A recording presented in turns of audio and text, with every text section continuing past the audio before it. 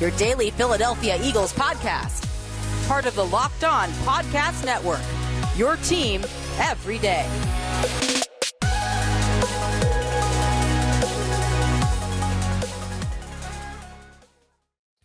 Welcome in, Eagles fans, to another edition of your daily Philadelphia Eagles podcast. It's Locked On Eagles, as always, part of the Locked On Podcast Network, your team every day. I'm Louis DiBiase. He's Gino Camilleri. Guys, thank you for making Locked On Eagles your first listen each and every day, Monday through Friday. We have a podcast for you on all platforms. This is episode number 3, a Wednesday edition of the show. And you can always hit us up as well on Twitter at Locked On Birds, at GC24_football, and at DiBiase LOE. The Eagles have clinched their spot in the NFC playoffs and yet have another regular season game, Week 18 against the Dallas Cowboys.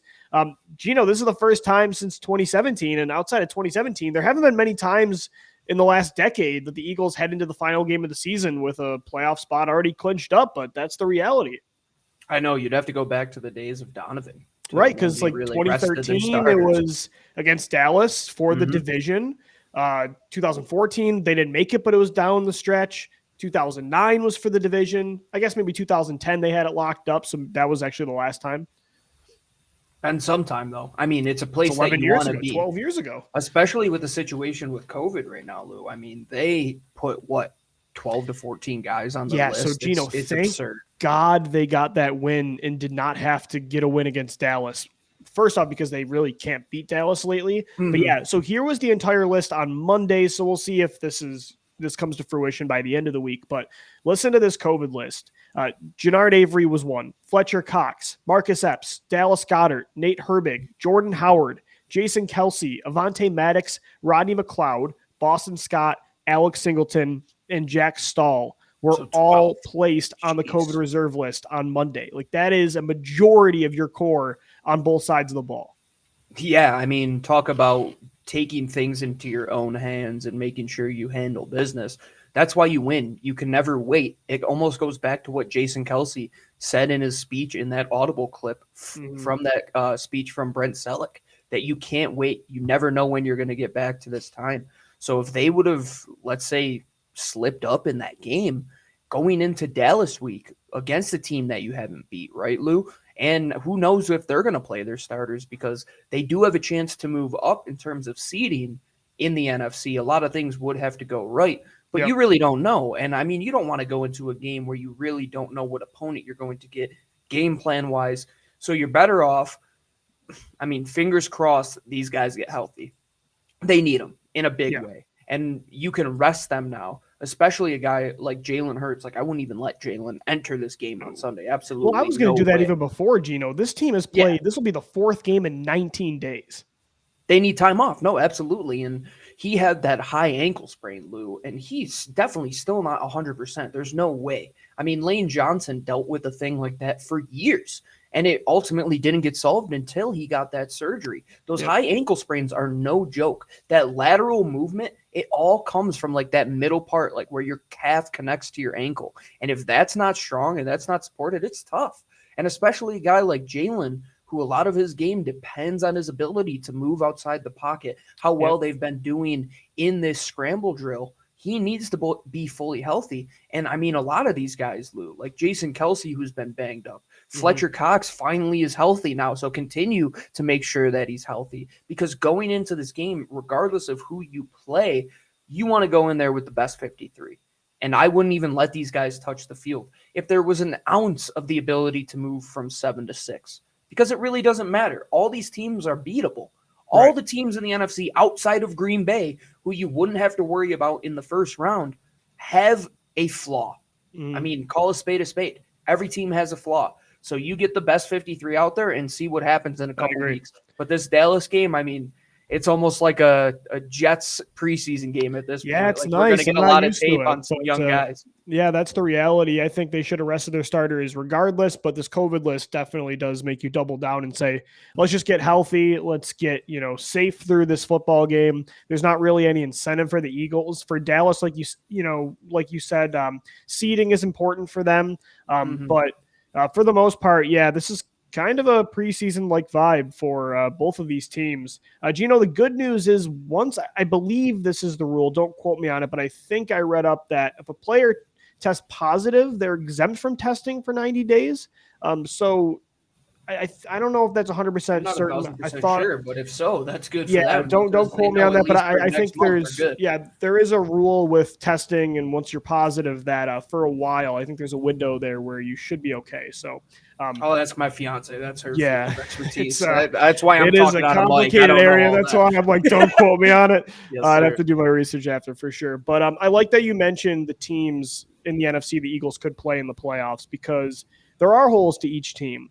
But at the same Absolutely. time, I think it's different than in the AFC, whereas the NFC, I think at the top, those teams are more dangerous based on especially quarterback play. So what I want to get into coming up next is which one of those teams we want to see for the Eagles. There's one team that they're not all but certain to play, but there's a good probability they'll face them.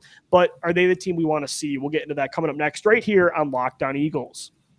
And much like the playoff standings right now and the outcome of who the Eagles will play, there's many options. And you know who else has a ton of options to pick from, Lou? Built Bar. You're killing it with the segues. It's New Year, and it means New Year's resolutions are in play. If yours is about getting fit, like mine, I'm wearing these sweatshirts for a reason right now, folks. Don't judge me.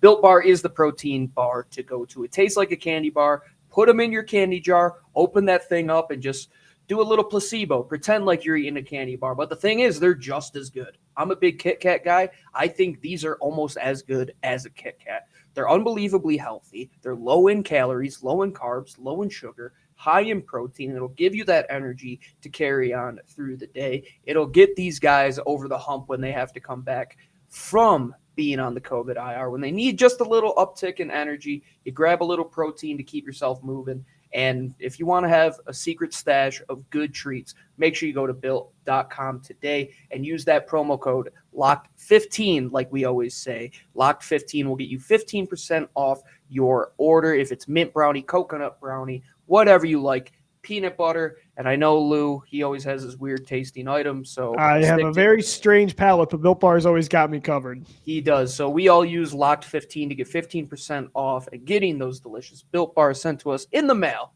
every so often and making sure we eat them all in one single day.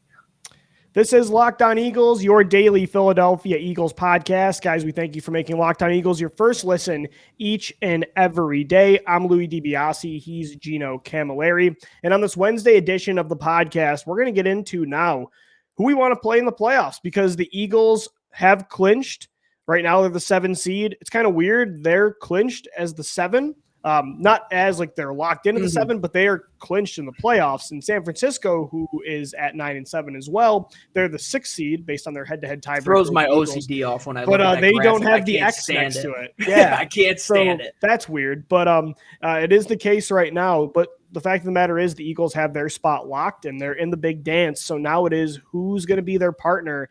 And Gino, as I teased at the end of segment 1, right now, it's pretty destined to be Tampa Bay. It looks like the road of the playoffs in January is going to start with Tom Brady and the Buccaneers. But there are some scenarios where they could play the Arizona Cardinals. They could play the Los Angeles Rams. They could play the Dallas Cowboys. Currently, if the season ended right now, the Eagles would head to LA to play the Rams. But again, most scenarios that could play out this weekend have the Eagles facing Tampa Bay, even if they're the 7 seed or the 6 seed.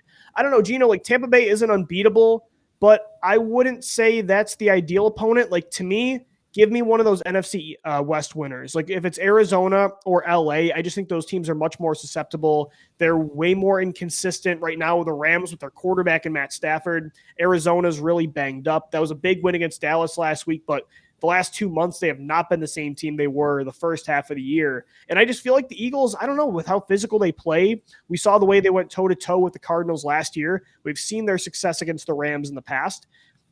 It's not ideally, I shouldn't say ideal, it's not realistic, but I want one of those West teams. I would say so. I don't think that we're going to get Dallas. It's almost like a near impossibility at this point. Tough. A lot of things would have to go awry. And I don't want Dallas either. I might rather have Tampa Bay, to be honest. I do too. I mean, at least they have Trevon Diggs in that secondary in Dallas. I mean, Tampa Bay has absolutely nobody. They're so banged up in that secondary that I would like to go against them to see if Jalen Hurts could throw in the playoffs, because that would be an intriguing matchup. And against them earlier in the year, Lou, they couldn't even run the ball. And now a team that's much more successful. And yet they still made it interesting in the end. I mean, what was it, like a 6-point game at one point? Yeah, it was only fitting that the Man in the Arena episode on ESPN Plus of the Eagles Super Bowl victory over the Patriots came out yesterday. And hearing Tom Brady talk about that Super Bowl was so intriguing, how it really took the air out of what the Patriots were. And it seems like Tampa Bay, it's a completely rejuvenated type of player. And you still have Gronk playing well, and you have those receivers and Mike Evans. Just an unbelievable unit that they have there. But they are beatable, Lou. It's not the Tom Brady of old. Like, he has been susceptible to have games where he is a letdown. I mean, in that Buffalo game, they moved it well, right, Lou? I know you watched that game. Yep. He couldn't do anything in the second half. So I'm open to – I mean, we really are going to have to play them if things come down to it. But I'm open to the idea of, if there is an upset, I'm picking either Tampa or I'm picking the Rams right now. I think the Cardinals are very – almost a team of destiny type, how the 17 Eagles were. And then you get into Green Bay's atmosphere with Aaron Rodgers. That's a whole nother destiny type thing. And then the Cowboys, you just don't know what you're going to get week to week. So I think you could beat Tampa. I think you could beat the Rams. We'll see what happens after that, but they still have to go out there and put their best foot forward against any one of these quarterbacks, because if they let up those performances like they did to Taylor Heineke, to any one of those guys, good night. I mean, call the script. It's over. Well, and that's why they were 2-5 to start the year, because they were allowing those performances against every good quarterback they played. Right. They were allowing pretty much 80% on completion percentages for those star quarterbacks. So, yeah, I mean, it's going to be a tough opponent no matter who you get. But I agree. I would tend to lean LA, Arizona. I like Tampa Bay more than Dallas, but again, you want to avoid Tom Brady in the first round. Yeah. So it is likely going to be Tampa Bay, though. So the Eagles actually, we talked about in segment 1 resting their starters because of the COVID list, because you've played, 4 games now in 19 days. You don't really have much to play for seeding wise. But the other incentive for losing, Gino, is that you actually have a better chance of playing those other teams if you lose. So if the Eagles lose to the Dallas Cowboys on Sunday, they have a 50% chance of facing Tampa Bay, a 25% chance of facing LA, 12.5% chance of meeting the Cardinals, and then 12.5% chance of facing the Cowboys. Whereas if they were to somehow beat the Cowboys on Sunday, there's only 2 scenarios where they could play the Cardinals or Rams. And for that to happen, to play the Cardinals, they would need the Saints to beat Atlanta, the Panthers to beat Tampa Bay, Arizona to beat Seattle, and then San Fran to beat LA. And then if you want to play the Rams, you would need the Saints to beat the Falcons, the Panthers to beat the Bucks, and the Seahawks to beat Arizona. So there's just like so much that would need to happen if you won to play one of those West teams. So, I think even if you did lose, there's still a 50-50 shot of seeing the Buccaneers versus the field, but a loss does at least give you a fighting chance to face somebody else. And again, I don't know, give me even the Rams, they're so talented, right? I mean, at their ceiling, they're as good as anybody in this league. But you haven't seen that in a while. And Matt Stafford, he overcame that slow start again last week, kind of like the Eagles have been doing. But, you can punch them in the mouth, and they sometimes don't come back. And I feel like the Cardinals are kind of the same way, whereas if they're on their A game in the passing attack, that's my question is, can the Eagles hang with them? But that's pretty much every team at the top in the NFC. They're all very equipped to, throw the football. And one quarterback that hasn't had a ton of playoff experience in his career, Matt Stafford. Yep. If I'm taking Tom Brady or Matt Stafford, I'm taking Matt Stafford 100 times out of 100 who I want to play in the playoffs, because that in itself is its own variable. And we talk about the idea of expectations, right, Lou? That's a team with very big expectations right now. They are the proverbial all-in team. They put all the chips on the table. Jalen Ramsey, Von Miller, Matt Stafford. They don't have a draft pick Odell until Beckham. 2030 at this point. They haven't made a first rounder since Jared Goff back in 2016. Is that true? I don't think they've had a first rounder since 2016, if I'm not mistaken. Oh my gosh, you're right. And I think that was their only one in the last couple years after that too. And they don't have one in 2022, do they? No, I don't think so. So is that 6 years straight? That's miraculous. I think you're dead on, because we know draft, and I can't think of, like, I'm thinking they're Van usually Jefferson. He picking, was a like, second round pick. 70th, like they're always like, Van Jefferson, I think they had to trade back up for. And Right. And he was a second rounder. Yeah. Was that the Brandon Cooks trade? I think that they got that second rounder for, like, the day before the draft too. Yeah. So Cam Akers was a second round pick. Darrell Henderson was a third. Yeah, Yep. man, you're right. And a team that you talk about depth wise, like, they have the stars, right, Lou? But do they have that depth? Mm-hmm. Like, do they have that depth to beat you if their offensive line doesn't play up to par? Like, say Andrew Whitworth goes out of a game. Like, do they have the depth there? The running game in LA, like, the Eagles have been good at stopping the run. So if they can take that away, I think you're in for the ability to get after Matt Stafford when he's in a passing situation. Yeah, you have to stop OBJ and Van Jefferson and Cooper Kupp, of course. But when the Eagles put teams in pure passing situations, later in games, especially in this back half of the stretch, is when that secondary starts to play better. It's when the continued pressure from that front four starts to hit home. You see Josh Sweat's production in that last game. Where did it come from? The second half. When they sit in there and they're able to grind games out, much like their offensive line, right, Lou? That's where they do better, and that's where they one-up teams. And I think you could probably get away with manhandling that Arizona front line. Kyler Murray is always running for his life out there, Right. So there's not a team that I'm saying, if we go to Lambeau, I mean, count me out. Like, I don't want to go there at all. Good things never happen outside of that one miraculous win they had with Carson Wentz in 2019. But my friends, Lou, that are Packer fans are saying they don't want to play Philly simply because of the run game.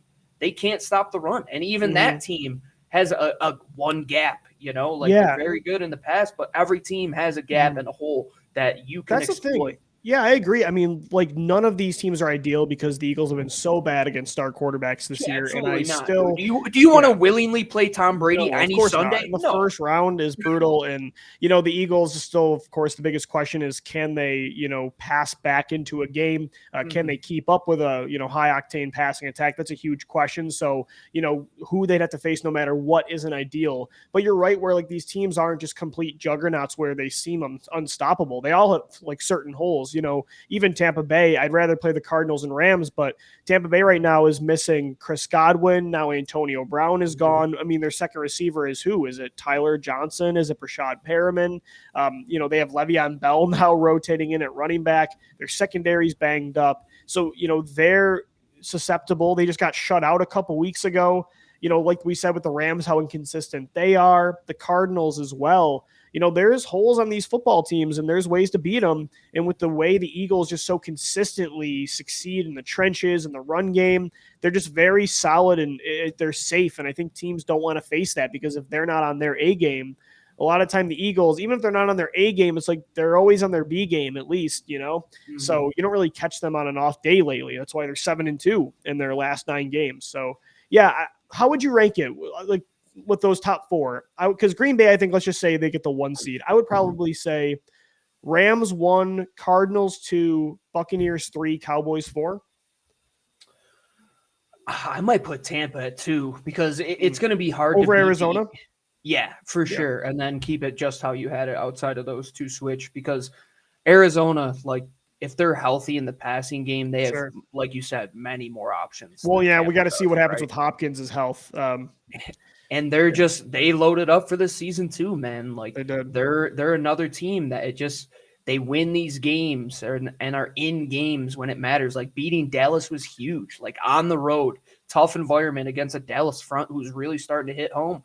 And they made Dak Prescott look very bad. Brady just horrifies me because if the Eagles do what they did against, like, here's my thing. If Jonathan Gannon went back to his conservative, off zone coverage, I feel like Matt Stafford, that's the thing. They'd have to play man against that. They would have to, and that's what I'm nervous about. Play man. Yeah. Because I feel like if they did that kind of defense against Stafford, he would still force things and I think make mistakes. He's thrown a lot of interceptions the last month, but that kind of defense against Tom Brady just does not work. You saw it that game they played earlier this year. That's why I'm scared. Like, when it comes to the rosters right now, Tampa Bay is beat up, and I would rather face their roster than Arizona's. I'm just like, Brady, I don't want to play Brady.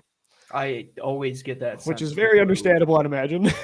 Yeah, I mean, he's a guy that the one quote you always hear about him is teams force him to make mistakes, but he doesn't make the mistakes. Like they'll force you into a look that looks like it's an open pass, but Tom Brady won't take that look, or a younger quarterback might have, or a Taylor Heineke might have. He's just going to death by 1,000 cuts, especially if it's just Rob Gronkowski and Mike Evans in the pass game now. They don't have Chris Godwin. They don't have Antonio Brown. They have one of the more, I would say, in the NFC, beatable defenses when it comes to the pass game. I mean, Tom Brady's one guy, Lou. I know he's great. I know he is great. But this Eagles team, they usually play well against Tom. I mean, for 500 yards in the Super Bowl begs to differ.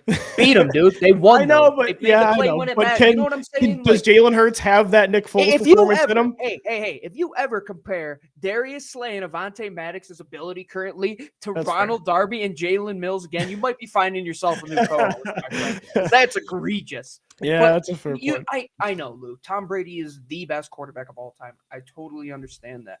But if it came down to who's going to stop me, if Jalen Hurts has I get that perspective. Sure. Like if it's late in a game and you have a one-score game and the Eagles have the ball, I think Von Miller could probably hit home and make that play, right?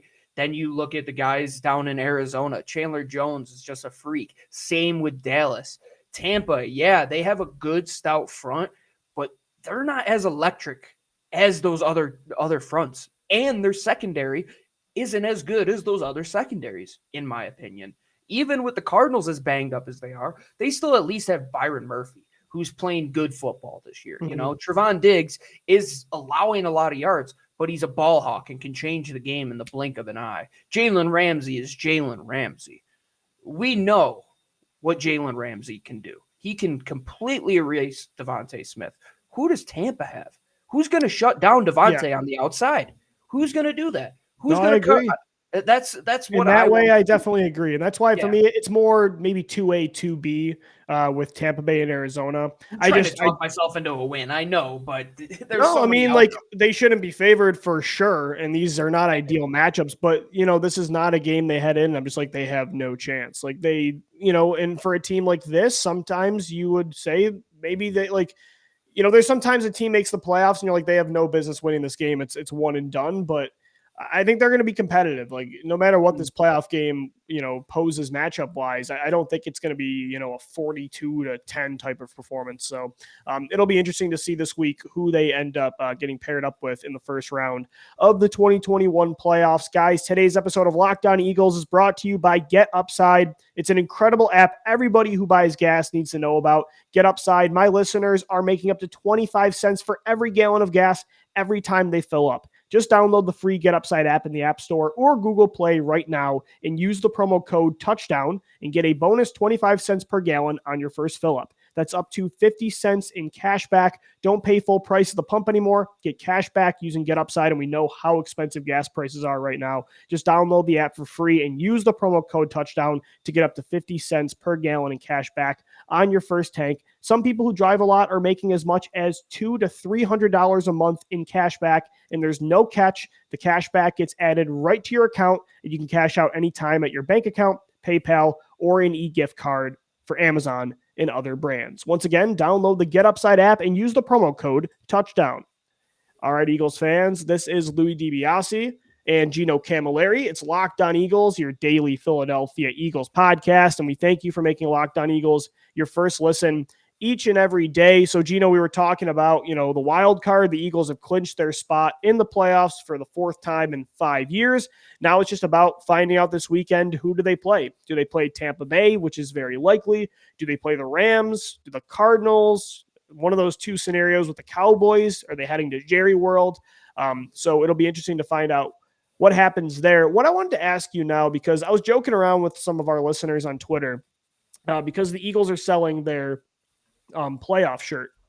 And so what's interesting to me is I tweeted out the picture of the playoff shirt and I said, have you outgrown this kind of purchase? Because it's interesting. Now that the Eagles have won a Super Bowl, they've made like deep playoff runs in 2018. They've won a division. Now that the bar was kind of raised, like we talk about the new norm a lot. And like that was a joke about the playoff shirt, but it did bring up an interesting question. Like, does like a wild card berth like this for a team that you don't really have championship aspirations for, they don't have a quarterback you're convinced of yet, a first-time head coach, like that kind of wild card playoff berth that maybe doesn't pose that serious long-term run, do you still get as excited about that compared to like before Super Bowl 52? I'm interested to see your perspective on this because I feel like for some people it did affect it either for better or worse. I think back when I was first an Eagles fan, back in the early 2000s, I think it was like, yeah, we got to get to the Super Bowl. We know. Right. After the second one, we're like, we got to get there. The expectations were get there, throw out the NFC Championship shirts. We don't want them. Mm-hmm. And then time goes by, right? Then 2008 comes around, and we're the lowest seed in the playoffs, right? And we're like, okay, we have a team on a run. Right. You start to make a little bit of a run. And that season really changed things for me because it's like, it doesn't matter. Just get in here. Get in the tournament. You and I love hockey much more than you do. I mean, your hockey love has been ruined throughout the years. Loved it, and then it got crushed. But that, and I mean, starting to turn into the NBA now, which it's coming a little more prominent. Yeah. Get a hot team in, right? Well, even like 2017, last year, they were the one seed, but like you didn't feel like a one seed. No, not at all. You want that's the thing, Lou. There are teams that are the 1, 2, 3. Like, do the Rams really feel like a 2 or 3 seed at this point with the way they've been playing? I don't really know. I mean, I'm not sure if they really fit that narrative, right? Yeah. But the Eagles in 2008, they were a 6 seed playing like a 1 seed. Nobody was beating them down the stretch. They had the one slip up in Washington, and then in the playoffs, they dominated. They dominated Minnesota. They dominated the Giants, and they almost were squeaking into the Super Bowl where they could have beat a team in Pittsburgh. And that really changed it for me. And now, much like Brent Selleck said, you have to embrace it while it's here. You got to enjoy it. You can't take these for granted. Perspective. Yeah. Because who knows? I mean, week 1 could come around next year, fingers crossed, and you could lose your starting quarterback. Mm-hmm. You could lose your wide receiver 1. Or like last year showed us how quickly runs can end. So enjoy them because you're going to be looking back. I remember, after 2010, 2011 to really 2017, even that 2013 run, you look back and you're like, man, I miss just consistently knowing we were at least getting in. Like the Eagles were punching their ticket. So I do get that perspective for sure. And I like the way you said too, because like the Eagles have gotten in sometimes just by the hair of their chin. 6 seed in 2008, get to the NFC title. 6 seed in 2018, 10 years later, nearly get to the NFC title. I mean, the Mike Vick game against Green Bay, the year Green Bay wins the Super Bowl, they almost beat them. I definitely see that, and I definitely agree with you. I wear my 2019 NFC East Division champs hat with pride. And I think the other thing, because the reason I asked it though is because I remember when they won the Super Bowl, and I always thought about this with Patriots fans, like, does anything other than a Super Bowl win now excite you? Like when you're just so consistently getting to and maybe 6 titles would change my perspective. So I thought that when the Eagles won the Super Bowl, I'm like, okay, so now does this like raise the bar? Am I going to be happy next year if they lose in the divisional round like they did? But it actually like a year later did answer that question where it's like, no, yeah, like a week 8 game, or like when they blew that 4th and 12 to Carolina, or the 4th and 18 to Tennessee in a week 4 game on the road, even when you're 2-1, yeah, definitely still bothered me as much. So I agree. It's still this game for all those reasons you said. This playoff berth definitely excites me just as much. And I think the case is too, like, not to say I'm complacent now, but once you win a Super Bowl, I don't know, the pressure is kind of off. So for me now, like I can just enjoy a playoff berth. Not to say I want them to lose in the first round, but like I can find joy still in those things. Like knowing I have that title now, in my fandom, it definitely does make like other losses in the playoffs easier. So yeah, I agree with you. I think it is equally as exciting for sure. And we talk about this team as a team that won a Super Bowl, but we talk about these parts that are still here.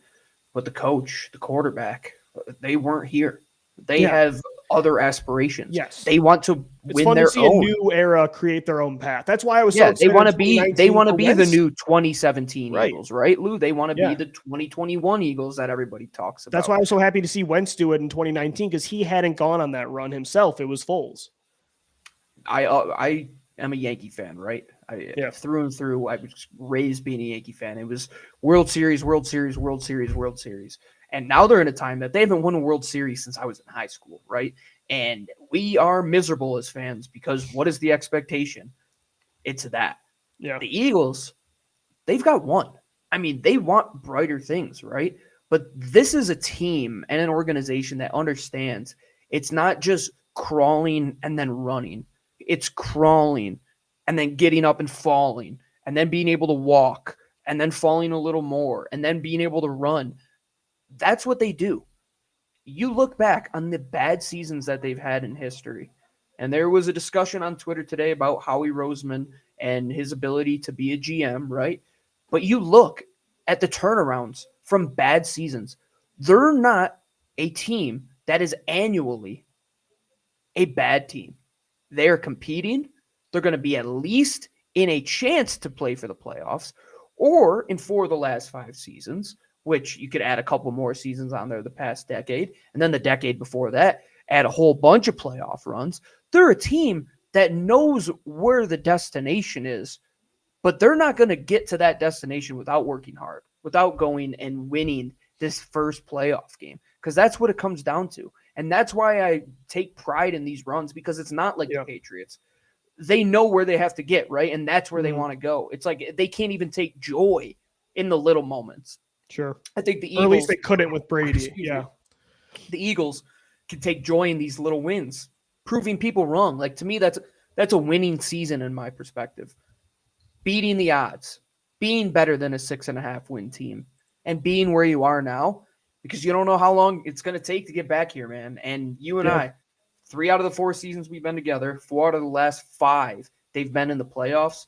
Like you said, man, I would take the nervousness over a week 1 matchup against Atlanta on Sunday Night Football any day of the week over that downtrodden feeling that you get when they're out. I remember when Chip Kelly got fired, being in the gym the day that the Eagles played the Giants, that last game of the season.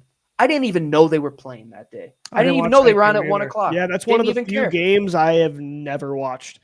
Yeah. I wouldn't suggest watching it, my friend. No, I saw the DeMarco Murray touchdown early on, and that's really it.